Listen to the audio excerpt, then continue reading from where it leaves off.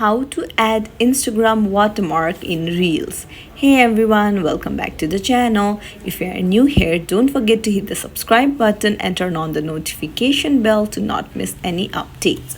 So today I'll show you a easy way to add Instagram watermark in your Reels. So let's dive right in. First things first, open up your Instagram app and then go to your profile icon on the bottom right corner of the screen and then choose the reel where you want to add your watermark. So you'll see three dots on the top right corner of the screen. Tap on it and then tap on edit. Then you'll find tag people, tap on it, and what you need to do is you'll need to tap to tag people and type in your own username, and you'll need to tag yourself and hit done.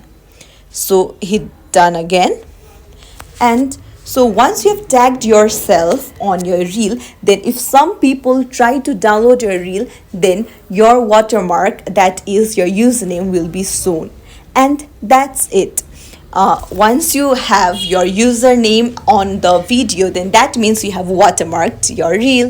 If you found this tutorial helpful, don't forget to like and subscribe to our channel for more tips and tricks. Thank you for watching.